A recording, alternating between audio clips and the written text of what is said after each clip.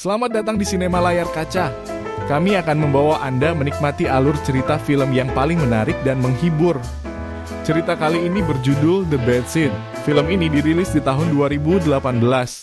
Cerita dimulai dengan seorang gadis bernama Emma. Gadis ini dikenal karena kecerdasan dan bakatnya terlihat dari banyak sertifikat penghargaan yang telah dia peroleh. Pagi itu, dia terdiam mengamati seekor kucing yang tenggelam di pancuran kolam rumahnya. Anehnya, dia tidak menunjukkan emosi apapun. Alih-alih membantu kucing itu, dia malah mempersiapkan dirinya untuk sekolah. Setelah siap, dia sarapan dengan ayahnya David. Mereka tinggal sendiri sejak ibunya meninggal. Emma memberitahu ayahnya tentang upacara sekolah yang akan datang di mana dia diharapkan akan menerima penghargaan sebagai siswa teladan. Tidak lama kemudian, bibinya yang bernama Angela tiba. Dan mereka menyambutnya dengan hangat. Bibi Angela menyarankan untuk mencari pengasuh baru untuk Emma setelah pengasuh sebelumnya meninggal. Namun, Emma menyatakan keraguannya untuk memiliki pengasuh. Kemudian, Emma memberitahu mereka tentang kucing yang mati di pancuran. David mencoba mengeluarkan kucing itu, meyakinkan Emma agar tidak bersedih. Namun, Emma tetap tidak menunjukkan emosinya. Di sekolah, ketika seekor tawon masuk ke dalam kelas, menyebabkan kepanikan di antara para siswa, Emma dengan tenang menangkapnya dalam cangkir lalu melepaskannya keluar jendela. Guru mereka, Ibu Alice, mengungkapkan rasa terima kasihnya padanya. Terungkap bahwa Ibu Alice bertanggung jawab atas kompetisi siswa teladan, dan kejadian ini mengisyaratkan potensi Emma sebagai peserta. Sementara itu di rumah, David sedang menginterview calon pengasuh Emma yang baru bernama Chloe. Dia dengan hati-hati memeriksa CV-nya untuk menilai kecocokan dirinya untuk pekerjaan tersebut. Dan akhirnya, David memutuskan untuk mempekerjakannya. Lalu, menyuruhnya untuk mulai bekerja minggu depan. Di sekolah, Emma tanpa sengaja mendengar teman sekelasnya, Katie, berbicara dengan seorang anak laki-laki bernama Milo. Katie mengambil jam tangan Milo dan mengenakannya, menyatakan ketertarikannya padanya. Emma mengikuti Katie. Saat Katie berlari, Emma lalu muncul dan menabraknya hingga terjatuh, tetapi kemudian dia meminta maaf dan membantunya berdiri. Emma melakukan hal ini dengan harapan bahwa Ibu Alice akan menyaksikan kebaikannya dan melihatnya sebagai gadis yang sempurna yang membantu teman-temannya. Namun ternyata diam-diam Emma mencuri jam tangan Milo dari Katie saat membantunya berdiri. Kemudian pada malam hari menyambut upacara di mana siswa teladan akan diberikan penghargaan, Emma melatih dirinya untuk tertawa dan berbicara dengan polos di depan orang lain. Pada hari upacara, ayahnya menyisir rambutnya sementara dia gugup menggerakkan kakinya. Selama acara itu, Emma terlihat tidak konsentrasi dan tetap diam. Dia sangat ingin memenangkan penghargaan siswa teladan ini, tetapi dia terpukul ketika Ibu Alice mengumumkan bahwa Milo adalah terpilih sebagai siswa teladan dan memberinya medali sebagai hadiah. Emma tidak bisa percaya bahwa dia telah kehilangan hadiah bulan ini dan merasa sangat sedih dengan hasilnya. Sementara itu, David memutuskan untuk menanyakan tentang perilaku Emma kepada Ibu Alice. Ibu Alice mengakui keunggulan intelektual Emma, tetapi menyatakan kesulitannya dalam memahami respons emosional Emma. Bahwa Emma tampaknya hidup dalam dunianya sendiri. Dia menyarankan agar David melibatkan Emma dalam kegiatan sosial untuk membantunya mengembangkan rasa persahabatannya dengan teman-temannya. Mengikuti saran dari Ibu Alice, David mendekati Emma dan meyakinkannya agar tidak bersedih karena kehilangan hadiah. Dia juga menyebutkan bahwa Milo pasti memiliki sesuatu yang istimewa, itulah sebabnya dia menerima penghargaan itu. Namun, Emma menolak mengakui kemenangan Milo dan menyebut Milo tidak pantas mendapatkan hadiah tersebut. Kemudian, Emma mengajak Milo untuk bermain ke dalam hutan, berjanji akan menunjukkan sesuatu padanya. Setelah mencapai tempat yang lebih tinggi, Emma menatap medali itu untuk waktu yang lama membuat Milo menjadi khawatir. Tetapi Emma malah makin mendekat dan mengambil medali itu, lalu mendorong Milo dari tebing. Setelah itu, Emma kembali begitu saja ke tempat ayahnya berada.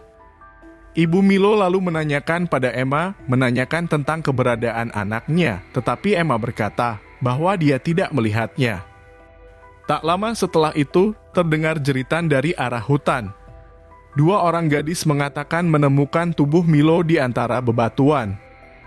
Meskipun ada upaya penyelamatan untuk Milo, pada akhirnya Milo dinyatakan meninggal dunia karena terjatuh dari tebing.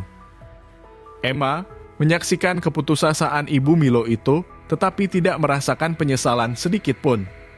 Kembali ke rumah, David sedang membahas perilaku Emma ini dengan Angela. David khawatir akan dampaknya pada diri Emma.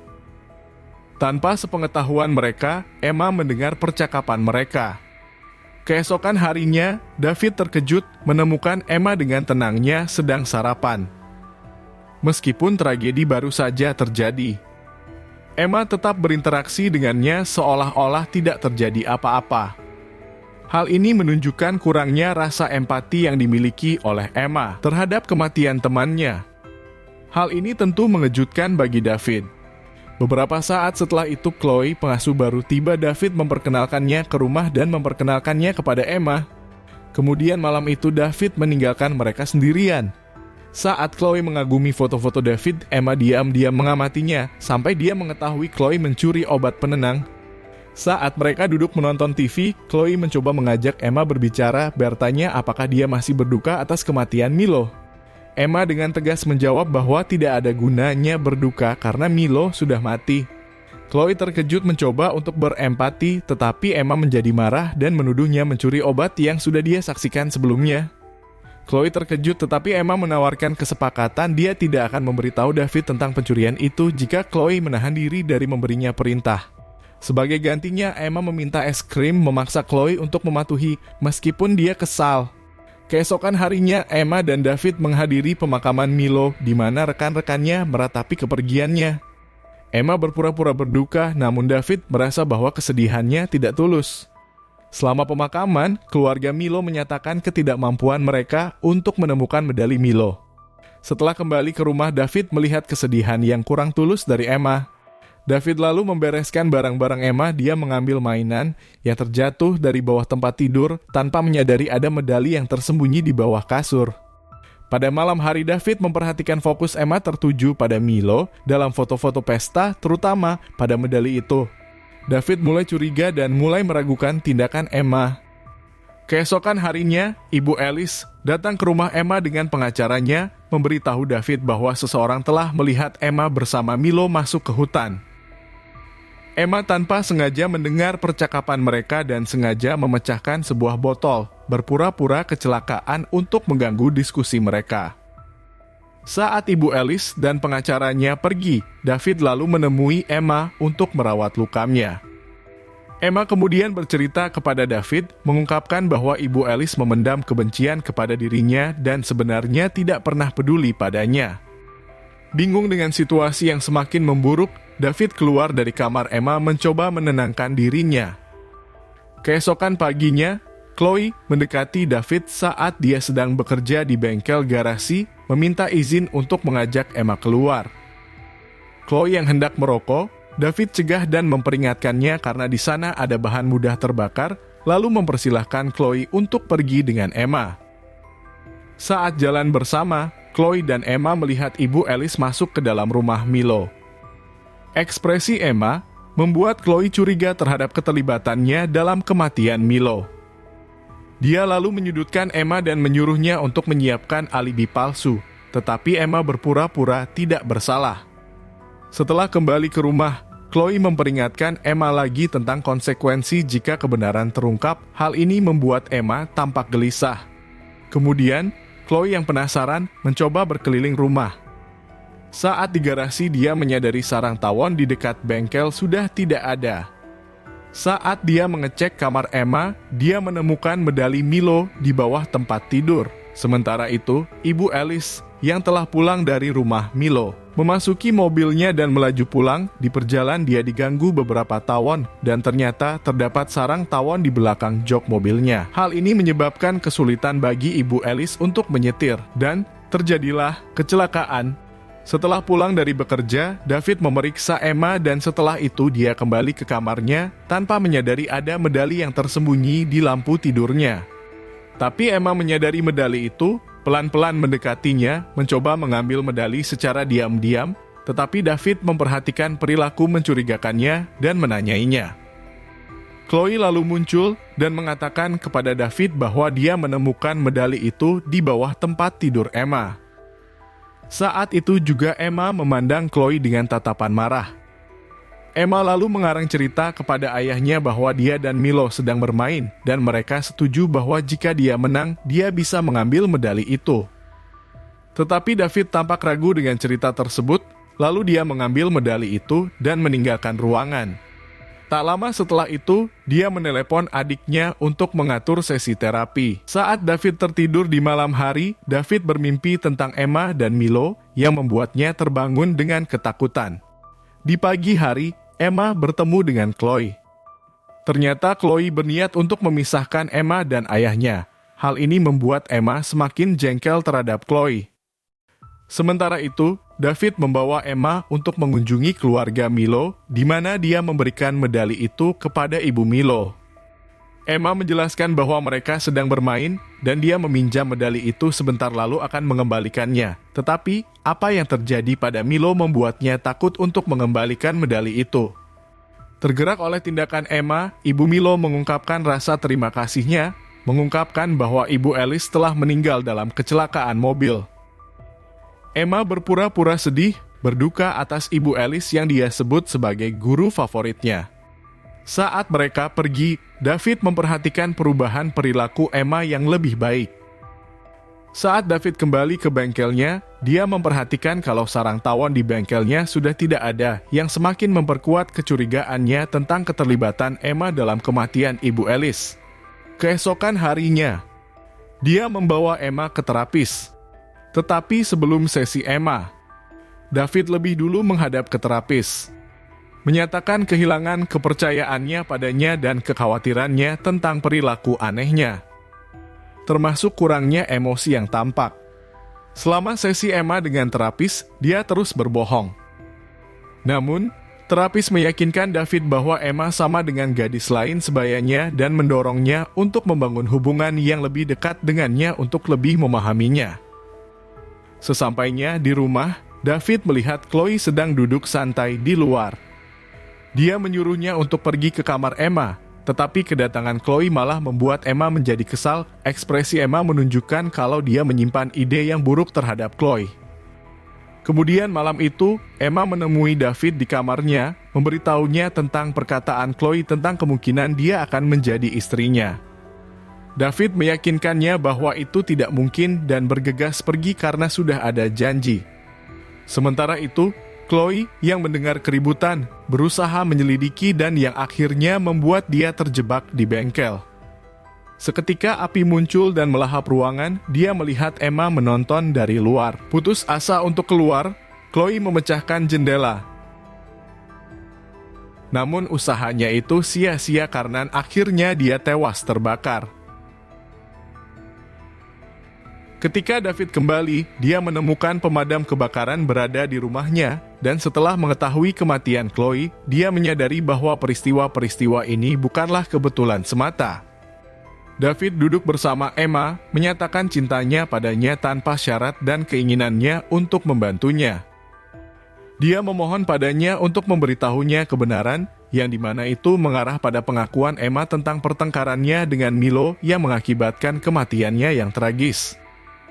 Terkejut, David bertanya kepadanya tentang insiden dengan pengasuh sebelumnya, di mana Emma mengungkapkan bahwa dia secara tidak sengaja menyebabkan kematian pengasuh itu yang terjatuh dari tangga. Saat David bergumul dengan pengakuan mengejutkan tentang Emma, dia dilanda ketakutan dan ketidakpercayaan. Mengetahui kemungkinan keterlibatan Emma dalam kematian ibu Alice, Milo, dan pengasuh sebelumnya membuatnya ketakutan. Ketika penyelidik menelepon untuk memeriksa Emma, David berbohong, mengklaim bahwa dia sakit. Untuk mencari ketenangan dan kejelasan, David membawa Emma ke rumah mereka di tepi danau untuk merenungkan langkah-langkah selanjutnya. Saat sampai di rumah tepi danau, mereka disambut oleh Brian. Brian adalah penjaga rumah tepi danau mereka. Lalu David menelpon Angela memberitahunya tentang perkembangan peristiwa yang sedang berlangsung, tetapi Angela tidak percaya kalau semua ini karena kesalahan Emma. David ternyata sudah menyiapkan pistol yang dia taruh di dalam laci mejanya untuk berjaga-jaga seandainya terjadi situasi yang membahayakannya. Tak lama kemudian, polisi menghubungi David memberitahunya tentang penyelidikan yang sedang berlangsung terkait kebakaran di bengkel. Mereka meyakinkannya bahwa analisis forensik akan mengungkap pelaku. Rentetan peristiwa ini membuat David menjadi frustasi dan takut. Dia marah pada dirinya sendiri karena tidak mampu memahami tindakan anaknya sendiri. David yang kelelahan akhirnya pun terlelap. Di saat itu Emma yang jiwa psikopatnya sudah mulai tidak terkendali lagi, mencoba membunuh ayahnya David dengan cara meracuni David dengan gas dari kompor yang dia biarkan terbuka. Namun, David terbangun tepat waktu dan segera mematikan semua sumber gas. Di saat itu David melihat Emma yang dengan santainya memandangi danau. David yang bingung harus bagaimana menghadapi Emma. Merasa putus asa, lalu David berencana menggunakan obat penenang dan menaruhnya di minuman Emma. Ternyata Emma mengetahui hal tersebut. Emma meminta David mengambilkan sesuatu di kulkas, sementara itu dia menukar minumannya. Seiring Emma terlelap, David menghubungi Angela menceritakan bagaimana berbahayanya Emma. Namun, permintaan bantuannya diabaikan oleh Angela yang menolak untuk mempercayai apa yang dikatakan David, membuat David makin merasa putus asa dalam usahanya untuk melindungi putrinya. Situasi itu mencapai puncaknya, di mana ketika David yang tertidur karena obat penenang, tidak sadar akan keberadaan Emma yang sedang mencoba membunuhnya dengan pistol milik David. Emma membuatnya seolah-olah David sedang berusaha mengakhiri hidupnya sendiri. Tetapi, usaha itu gagal karena tembakannya meleset. David yang kaget lalu tersadar dan berusaha melawan. Dia mencoba mengambil pistol tersebut, tetapi karena efek obat penenang membuat David pusing dan badannya sulit untuk bergerak. Emma yang takut lalu menelpon polisi dan berkata bahwa ayahnya ingin membunuhnya. Lalu Emma berlari dan bersembunyi di kamar mandi. David dengan sisa tenaganya berusaha untuk mengakhiri ini semua. David lalu mengejar Emma dan mendobrak pintu kamar mandi, lalu menodongkan pistol ke arah Emma. Tepat saat itu muncullah Brian dengan senapannya. Dia datang karena sempat mendengar suara tembakan. David mencoba menjelaskan situasinya, tetapi itu semua terdengar tidak masuk akal bagi Brian, di mana ada seorang gadis kecil dengan kejinya membunuh orang-orang. Terlebih lagi, melihat situasinya sekarang Davidlah yang terlihat lebih berbahaya dengan memegang pistol dan mencoba menembak anaknya sendiri.